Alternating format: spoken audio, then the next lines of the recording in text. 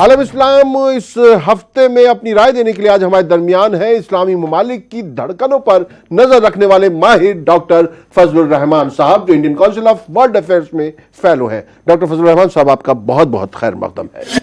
عالم اسلام اس ہفتے میں آغاز کرتے ہیں خلیج فارس کے حالات سے۔ امریکہ کے وزیر خارجہ مائک پومپیو کا کہنا ہے کہ ایران نے اگر اپنا رویہ نہیں تبدیل کیا تو صدر ٹرمپ ضروری کارروائی کریں گے۔ تاہم انہوں نے کہا کہ سعودی عرب میں اضافی فوجی دستوں کی تعیناتی مزید حملوں کو روکنے اور سعودی عرب کے دفاع کے لیے ہے، جبکہ ایران کے صدر روحانی کا کہنا ہے کہ خلیج فارس میں غیر ملکی افواج کی تعیناتی خطے میں ایران کے لیے عدم تحفظ کا سبب بن سکتی ہے۔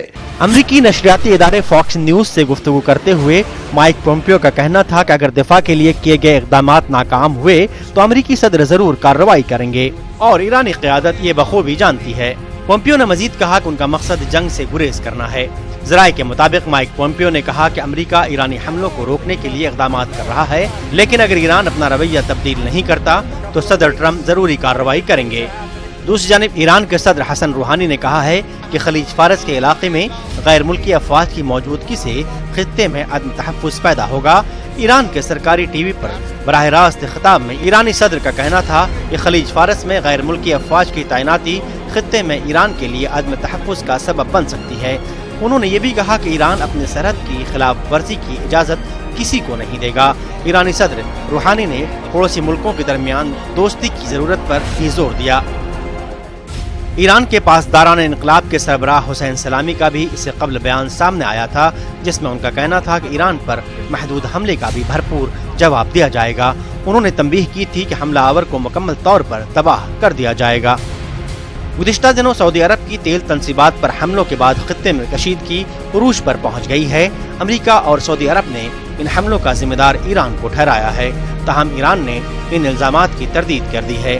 امریکہ کے صدر ڈونلڈ ٹرمپ نے سعودی عرب کے دفاع کو مزید مضبوط بنانے کے لیے فوج سعودی عرب بھیجنے کا اعلان کیا ہے، جس کے رد عمل کے طور پر ایران کی جانب سے بیانات سامنے آ رہے ہیں۔ Bureau report, news 18 Urdu. Doctor فضل الرحمان صاحب، ہم جو پچھلے ہفتے بھی بات کر رہے تھے، اب اس میں جس طرح امریکی افواج کی وہاں پہ جو تعیناتی ہوئی ہے، تو کیا واقعی یہ سعودی عرب کے دفاع کے لیے ہے یا کچھ اور وہاں پہ حالات کو اور زیادہ تشویشناک بنانے کی ایک مہم ہے؟ دیکھیے، جہاں تک آپ یہ بات کر رہے ہیں کہ امریکی افواج کی تعیناتی وہاں پہ ہوئی یا ہونے والی ہے، جو نمبر ہے یہ تقریباً 20-30 سال سے وہاں کا معاملہ یہ ہے۔ اگر آپ کو یاد ہوگا تو 91 کے بعد جو پہلی بار جو عراق اور کویت کا معاملہ تھا، اس کے بعد سے کسی نہ کسی شکل میں وہاں پہ امریکن فوجی جو ہیں تعینات ہیں، اور اس کا جو بیسک جو سبب وہ ہے سعودی عرب کو تحفظ دینا۔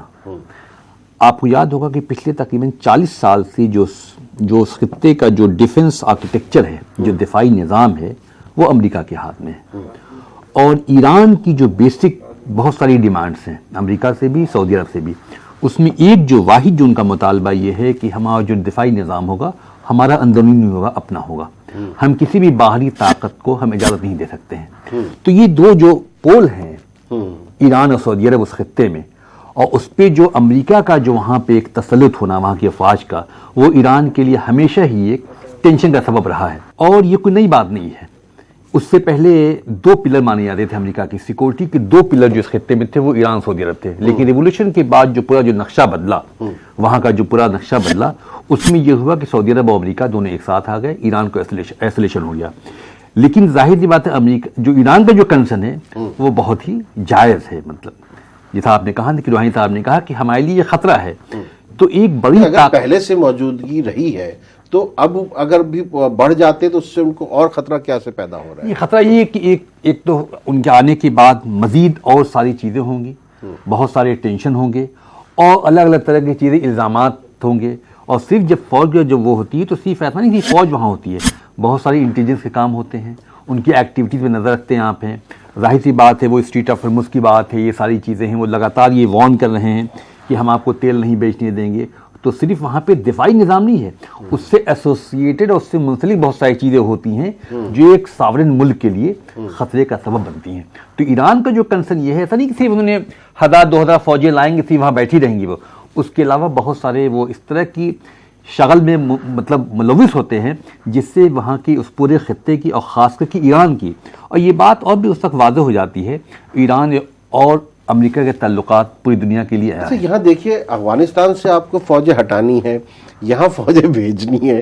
دیکھیں یہ پورا جو کھیل چل رہا ہے 30-40 سال سے، یہ پورا کا پورا کھیل ایک عام آدمی، ہم آپ سمجھتے ہیں کہ کھیل جو ہے ایران اور سعودی عرب کا کھیل ہے، یہ ایران جو ہے شیعہ سنی کا کھیل ہے، لیکن اس کو ہم بہت سمپلیفائی کر دیتے ہیں.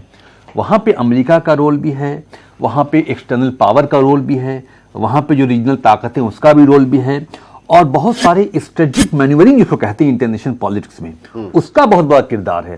ہم اس کو صرف سمپلیفائی کر دیں کہ وہاں شیعہ سنی سیکٹرین وار ہے، آئیڈیالوجیکل وار ہے، مذہب ہے، اسلام ہے، ایسا کچھ نہیں ہے. اس کے علاوہ بڑی چیزیں وہاں پہ اور بڑے بڑے کھیل ہو رہے ہیں. افغانستان سے فورسز کا ہٹنا، عراق سے فورسز کا ہٹنا، پھر دنیا کو ایک سمجھ میں آیا کہ اب جو ہے امریکہ اس خطے سے ہٹ رہا ہے، لیکن کہاں ہٹ رہا ہے؟ امریکہ کا انگیجمنٹ اور بڑھ رہا ہے، ڈپلومیٹک طور پہ، پولیٹیکل طور پہ. اگر دیکھیں جس طرح کے مذاکرات چل رہے ہیں امریکہ اور سعودی عرب سے، پچھلے میرے خیال میں 2 دہائی میں ایسا نہیں ہوا تھا. ٹرمپ کے آنے کے بعد جس طرح کی میٹنگ، جس طرح کے لائنسز جو چل رہے ہیں، جو گفتگو ہو رہی ہے، جو انویسٹمنٹ ہے، جو ویپنز کی جو خریداری ہو رہی ہے، تو اس سے ان کی کسی بھی ایکشن سے یہ نہیں لگ رہا ہے کہ امریکہ وہاں سے ہٹ رہا ہے، بلکہ امریکہ کا انگیجمنٹ اور بڑھ رہا ہے. تو سعودی عرب کی جو پوری جو سیاست ہے، خارجی اور بیرونی، دونوں سیاست میں کسی طرح کا استحکام نہیں ہے، اسٹیبلٹی نہیں ہے. اور یہ بات پوری طرح آیا ہے کہ ان کا جو سیکورٹی نظام انہیں پوری طرح دے رکھا ہے. اگر آپ ان کا وہ دیکھیں، اگر ان کی جو پوری خریداری ہے جو ویپنز کی، اب ان کے لوگ پوچھیں گے کہ اگر آپ نے اتنا جو پیسہ $1 بلین خرچ کیا، اگر آپ اپنے خود تیل کے اس کو انسٹالیشن کو نہیں بچا پایا، دنیا کے سب سے آرامکو، دنیا کا سب سے پرانا جو ان کا کنواں تھا تیل کا، اس کو نہیں بچا سکے، تو آپ کا انویسٹمنٹ کس کام کا؟ ناظرین یہ وقت ہے مختصر وقفے کا عالم اسلام میں، اور ہم لوٹ کراتے ہیں اس بریک کے بعد. عالم اسلام اس ہفتے میں آپ کا ایک بار پھر خیر مقدم ہے، اور آگے بڑھنے سے پہلے نظر ڈالتے ہیں اس ہفتے کی کچھ مختصر مگر اہم خبروں پر. News in brief. ایران کے صدر حسن روحانی نے اقوام متحدہ کی جنرل اسمبلی سے اپنے خطاب میں امریکہ کو شدید تنقید کا نشانہ بناتے ہوئے کہا کہ مشرق وسطی کا خلیجی خطہ تباہی کے دہانے پر کھڑا ہے. روحانی نے اپنے خطاب میں امریکہ کے ساتھ بات چیت کو خارج از امکان قرار دیا. روحانی نے کہا کہ ایران پر سفاک اقتصادی دہشت گردی تھوپی گئی ہے جس کا وہ مقابلہ کر رہا ہے. ایرانی صدر حسن روحانی نے کہا کہ امریکہ افغانستان، عراق اور شام میں جاری تنازع کا حل نکالنے میں ناکام ثابت ہوا ہے. ترکی کے صدر رجب طیب اردغان نے اقوام متحدہ کی جنرل اسمبلی سے خطاب کیا. اردغان نے اپنے خطاب میں شام، لیبیا اور افغانستان سمیت دنیا کے مختلف ممالک میں جاری تنازع پر تشویش کا اظہار کرتے ہوئے کہا کہ جنگ کی وجہ سے بڑی تعداد میں لوگ نقل مکانی کرنے پر مجبور ہوئے ہیں. اردغان نے کہا کہ جوہری طاقتوں پر پابندی لگا دینی چاہیے یا سبھی کو اس کا حق ملنا چاہیے. اردغان نے اسلام کو دہشت گردی سے جوڑنے کی شدید مذمت کی.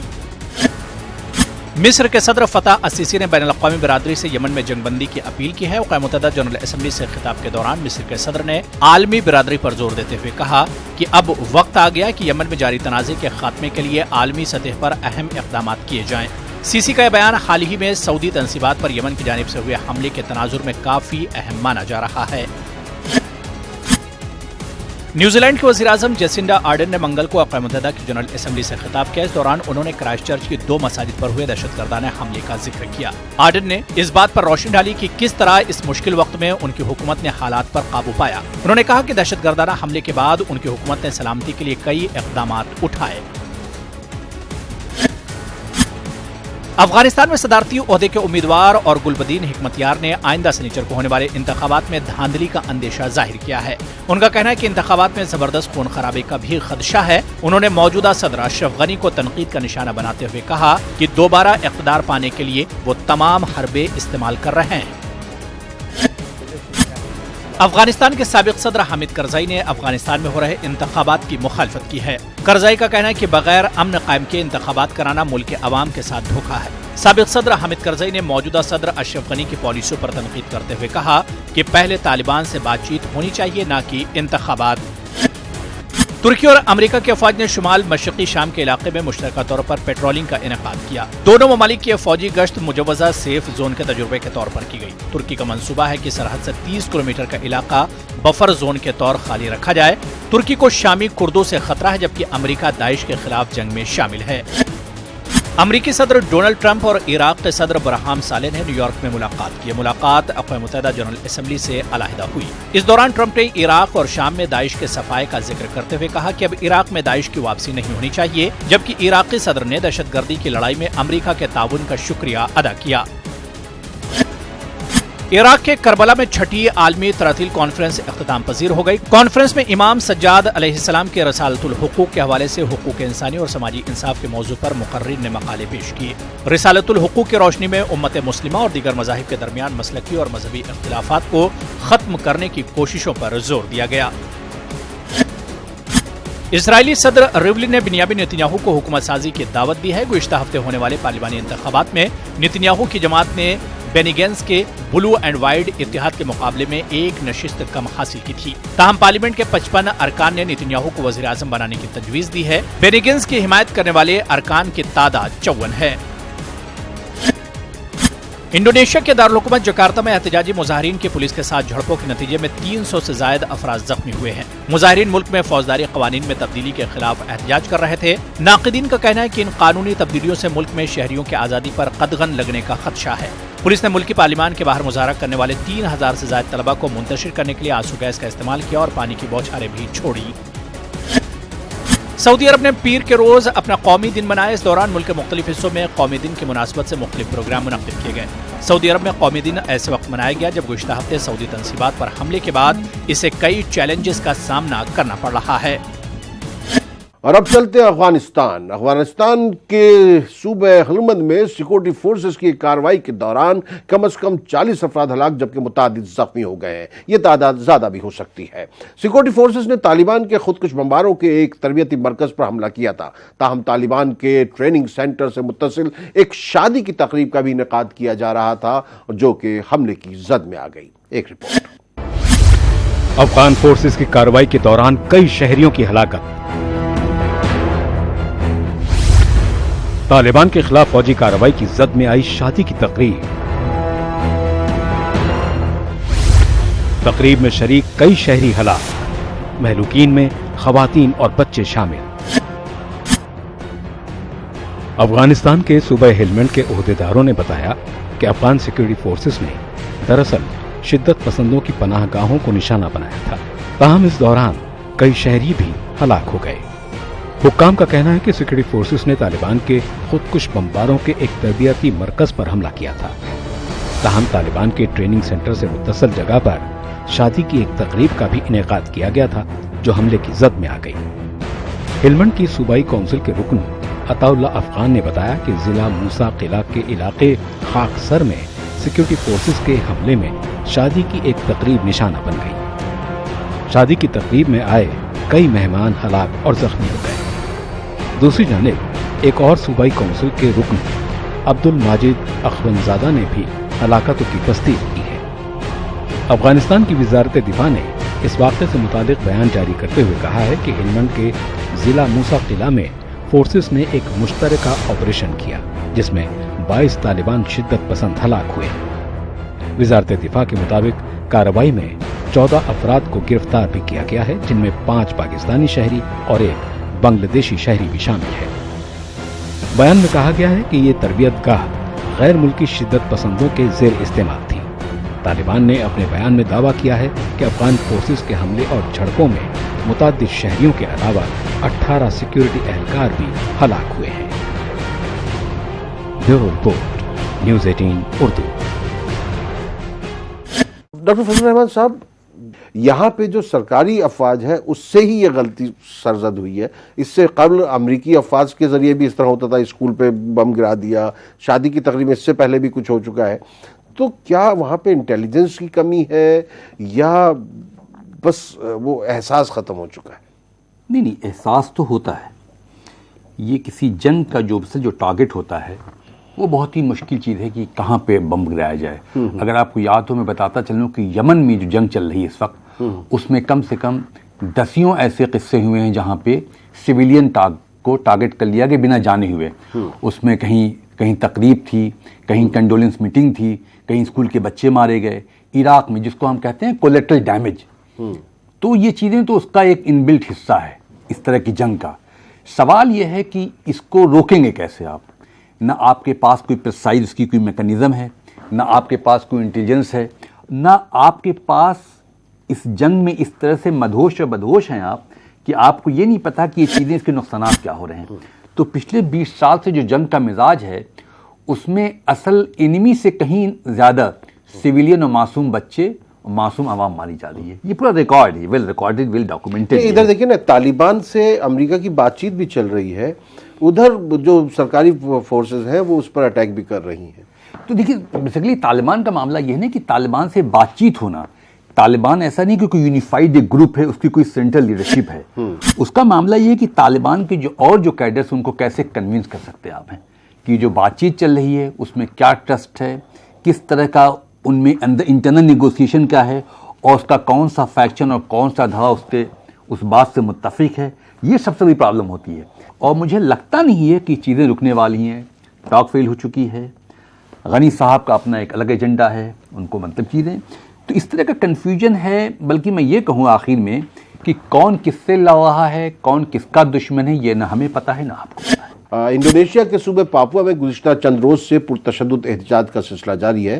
ان پرتشدد مظاہروں میں کم از کم 26 افراد ہلاک ہوئے ہیں، یہ تعداد زیادہ بھی ہو سکتی ہے، جبکہ سینکڑوں زخمی بھی ہوئے ہیں۔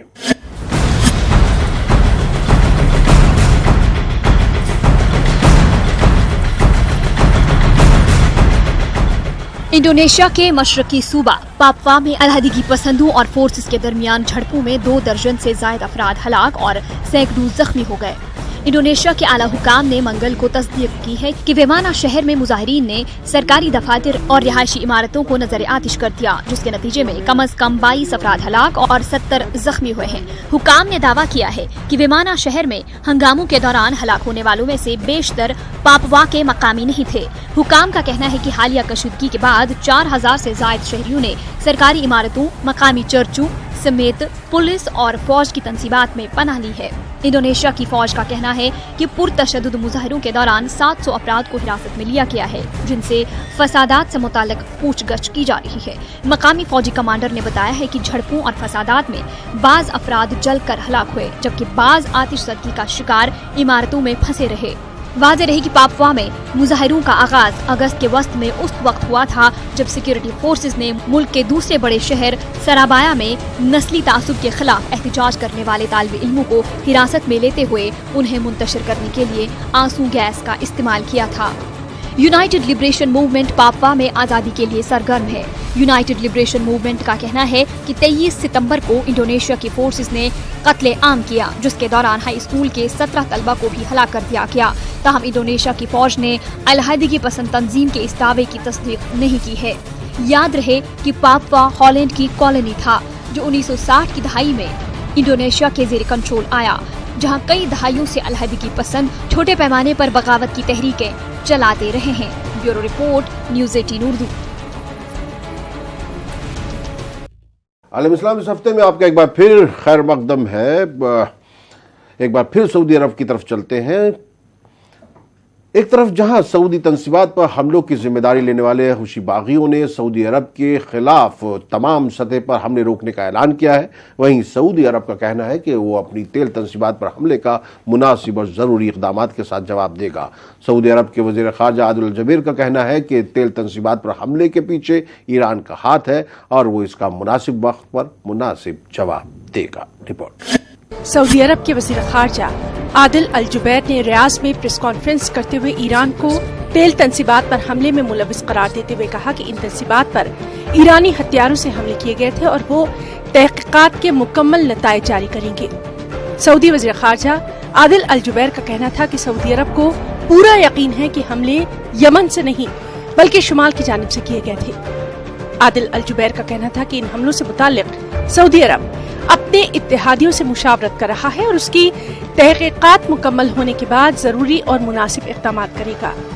دوسری جانب یمن میں متحرک حوثی باغیوں نے سعودی سرزمین پر اپنے حملے ترک کرنے کا اعلان کر دیا ہے۔ حوثی باغیوں کی سیاسی کونسل کے سربراہ مہدی المشت نے اپنی تقریر میں کہا کہ وہ امید کرتے ہیں کہ ان کے اس اقدام کے رد عمل سے کشیدگی میں کمی آئے گی۔ المشت کی تقریر یمن پر حوثی باغیوں کی چڑھائی کے 5 برس مکمل ہونے کے موقع پر جمعے کے روز المسیرہ ٹیلی ویژن پر نشر کی گئی۔ Bureau report, news 18 Urdu. مصر کے صدر عبدل فتح السیسی مصیبت میں گھرتے نظر آ رہے ہیں. عبدل فتح السیسی کے خلاف ملک میں مظاہرے ہو رہے ہیں. مظاہرین بدعنوانی کا الزام لگا کر ان سے استعفیٰ دینے کا مطالبہ کر رہے ہیں.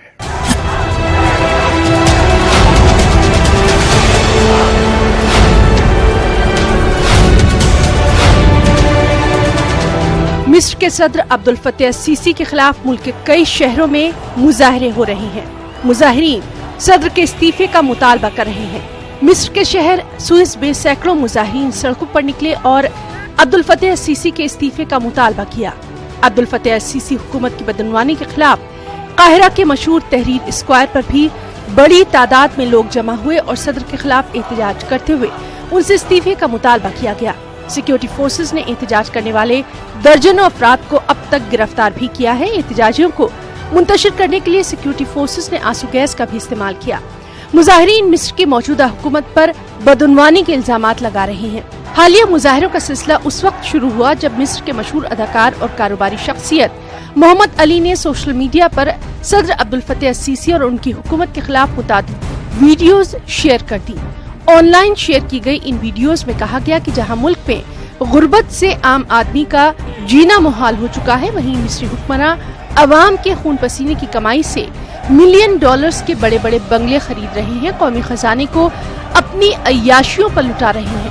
صدر عبد الفتح السیسی نے ان تمام الزامات کو مسترد کرتے ہوئے انہیں جھوٹ کا پلندہ قرار دیا تو ان کے خلاف مظاہرے ہونا غیر معمولی تصور کیا جاتا رہا ہے. Bureau report, news 18 Urdu. Doctor فضل الرحمان صاحب، یہ آپ نے رپورٹ دیکھی، اب کیا جو عرب اسپرنگ تھی وہ اب ریورس سوئنگ کی طرف جا رہی ہے؟ نہیں، میں اس کو ایسا نہیں مانتا. خاص کر کے جہاں تک مصر کا مسئلہ ہے وہاں تو بالکل نہیں. یہ جو مظاہرے جو ہوئے ہیں بہت ہی وقتی ہیں، اور جو سیسی کا جو پولیٹیکل پلان تھا وہ دو چیزوں پہ تھا: دہشت گردی اور اقتصادی ترقی. دہشت گردی کے محاذ پہ پوری طرح کامیاب ہے. جہاں تک اقتصادی حالات ہیں وہ کچھ بہتر ہوئے ہیں، اس میں کوئی شک نہیں، لیکن ابھی بھی بہت کچھ کرنا باقی ہے. جہاں تک بدعنوانی اور فسادات کی بات ہے، جو مطلب امبیزلمنٹ ہے یا کرپشن ہے، وہاں کی ملٹری تو مظاہرے میں الاؤ کر رہے ہیں اس کا نہیں. میرے خیال میں اگر آپ کو یاد ہوگا تو سی سی صاحب اس وقت ملک میں تھے نہیں، شاید ان کے لیے اچھا موقع تھا وہ سڑکوں پہ آنے کا. اور کہیں نہ کہیں سے 5 سال ہو گیا تو جو وہاں کا جو اسٹیٹ کا جو سسٹم تھا، ان کو جو خطرہ تھا لگا تھا اب چیزیں بہت نارمل ہو رہی ہیں. تو ان کو شاید یہ پتہ نہیں تھا کہ ابھی بھی لوگوں کے اندر جو اینگر ہے وہ چیزیں ابھی بھی باقی ہیں. اس میں وہ اخوان کے لوگ نہیں اخوان کے لوگ نہیں ہیں بالکل. یہ سویلین موومنٹ کہا جا رہا ہے کہ یہ ایک صاحب محمد علی صاحب ہیں جو اسپین میں بیٹھ کے ساری چیزوں کو چلا رہی ہے. یہ سوشل میڈیا کے ذریعے بیسیکلی بہت آرمی کے بہت ہی کلوز تھے، تو انہوں نے کچھ چیزیں وہ کی ہیں. پیچھے کوئی طاقت ہو سکتی ہے؟ ظاہر بات دیکھیے، عرب ورلڈ کی بڑی بدقسمتی یہ ہے کہ ہر چیز کے پیچھے ہم دیکھتے ہیں کانسپریسی ہے. تو ایک کانسپریسی کا ایلیمنٹ، اس سے بھی انکار نہیں کر سکتے آپ. اور میں بھی کہتا چلوں کسی ایک آدمی کی بس کی بات نہیں ہے. لیکن مظاہرے ہو رہے اس کے دو پہلو ہیں. پہلی بات تو یہ کہہ سکتے ہیں کہ لوگوں کے اندر ابھی چیزیں، اب لوگ نئے مطالبات کر رہے ہیں حکومت سے. آپ نے سیکورٹی سسٹم کو آپ نے ٹھیک کر دیا، اب اکنامی کا کیا، کب تک یہ نعرے بازی کریں گے. اور دوسرا پہلو یہ ہے کہ کہیں نہ کہیں اسٹیٹ کو لگنے لگا ہے کہ اب کچھ ان کو ہمیں آؤٹ لیٹ دینا چاہیے تاکہ وہ مظاہرات کافی کچھ اینگر اپنا کچھ دے سکے. تو اس سے بھی چیزیں کہیں نہ کہیں سے پیسفل ہوتی ہیں. تو اس میں کہیں نہ کہیں حکومت کی بھی سوچ یہ ہے کہ اس طرح کے موقع دینے چاہیے جی تاکہ وہ لوگ اپنی بڑاس نکال سکے. اس سے ہوتا ہے کہ کہیں نہ کہیں سے آپ کو سینس آف سیکورٹی اور سینس آف سیٹسفیکشن ہوتا ہے. اور ایک چیز اور بھی ہے کہ جس کی پشپناہی حاصل ہے وہ امریکہ اور سعودی عرب اور UAE کی، ان لوگوں کا پورا ہاتھ سی سی پہ ہے. اگر آپ کو یاد ہو ٹرمپ صاحب نے شاید انہوں نے کہا کہ یہ پروٹیسٹ بہت ہی ٹیمپرری ہوتا ہے and he is a great leader. تو جب ٹرمپ سے آ گیا یہ بات کہ سی سی از اے گریٹ لیڈر، تو ساری کہانی تقریباً وہاں ختم ہو جاتی ہے. ان کے لیے تو گریٹ لیڈر عمران خان بھی جی سب لوگ ہیں. تو ساری کہانی دیکھیے، عرب ورلڈ میں جو کچھ بھی ہوتا ہے، اگر بدلاؤ آتا ہے، جب تک کہ کوئی گلوبل پریشر نہیں آئے گا تب تک چیزیں بہت زیادہ بدلے گی نہیں. اور اس وقت سی سی کے لیے معاملہ یہ ہے کہ اندرونی طور سے لے کے ریجنلی اور گلوبلی وہ بہت ہی ویل اسٹیبلشڈ ہے، کہیں سے کوئی وہ نہیں. تو مطلب عرب اسپرنگ جو ہے وہ ابھی برقرار ہے جی مصر میں. عراق کے مقدس شہر کربلا میں عربین کے لیے تیاریوں کا سلسلہ جاری ہے۔ نجف اشرف میں روضہ امام علیہ السلام اور کربلا میں روضہ امام حسین علیہ السلام میں جہاں زائرین کی خدمت اور استقبال کے لیے ان دنوں تیاریوں کا سلسلہ اپنے عروج پر ہے اور دنیا کے مختلف ممالک سے زائرین کی آمد و رفت کا سلسلہ جاری ہے، نجف اشرف اور کربلا کے درمیان 80 کلومیٹر کے فاصلے کے درمیان ہائی وے پر موجود مختلف مقامات کا جائزہ لیا ہے ہمارے نمائندے تنزیر انصار نے، جو ان دنوں کربلا میں ہے۔ دیکھیے ان کی یہ خاص رپورٹ۔ اس وقت ہم عراق کے شہر کربلا اور نجف کے درمیان مدینۃ الزائرین کے مقام پر موجود ہیں۔ عراق میں یہ کربلا اور نجف کے درمیان کا جو یہ مقام ہے، یہاں پر زائرین اربعین میں یعنی کہ امام حسین کے چہلم کے وقت یہاں پر آتے ہیں۔ نجف سے جو قافلے پیدل کربلا کے لیے نکلتے ہیں، یہ اس ہائی وے پہ جو ہے یہ مقام ہے اور یہاں پر زائرین کے لیے تبرکات کا، ان کے کھانے پینے کا انتظام کیا جاتا ہے۔ اور یہ جو آپ ہائی وے دیکھ رہے ہیں، یہ کربلا کو سیدھے یہاں سے جاتا ہے اور اربعین کے وقت میں آج یہ جو ہائی وے آپ کو دکھائی دے رہا ہے، جو سڑک دکھائی دے رہی ہے خالی، یہاں پر پیر رکھنے کی بھی جگہ نہیں ہوتی۔ اور جو اس کے بغل میں آپ مقام دیکھ رہے ہیں، یہاں پر سبیلوں کا اہتمام کیا جاتا ہے، کھانے پینے کی اشیاء کا انتظام کیا جاتا ہے زائرین کے لیے۔ یہ مدینۃ الزائرین جو ہے یہ مقام ہے، یہ ایک پورا ایک شہر کی طرح بسا ہوا ہے، اس میں ہر چیز کا انتظام کیا گیا ہے۔ جو انتظامات مکمل طور پر یہاں پر اربعین میں نظر آتے ہیں، کسی اور شہر میں کسی اور مقام پر اتنے بڑے پیمانے پر وہ انتظامات نہیں ہوتے، کیونکہ لاکھوں کی تعداد میں زائرین نجف سے اور کربلا کا سفر کرتے ہیں، پیدل سفر طے کرتے ہیں، ان میں بچے، بوڑھے، جوان سبھی ہوتے ہیں۔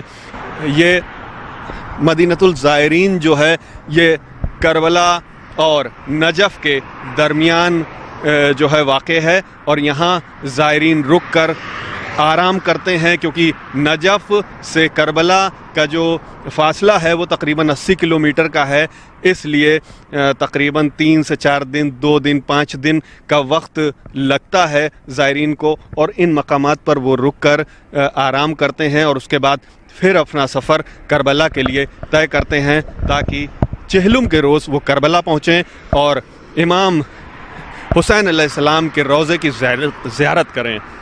کیمرہ پرسن نور کے ساتھ تنزیر انصار، نجف، عراق۔ اور عالم اسلام اس ہفتے میں آج کے لیے بس اتنا ہی، مجھے دیجیے اجازت اور اگلے ہفتے تک خبردار رہیے، بیدار رہیے۔ اور فضل صاحب آپ کا بہت بہت شکریہ کہ آپ نے اپنی رائے ہم کو دیا، ہمارے ناظرین تک اپنی بات پہنچائی۔ آداب۔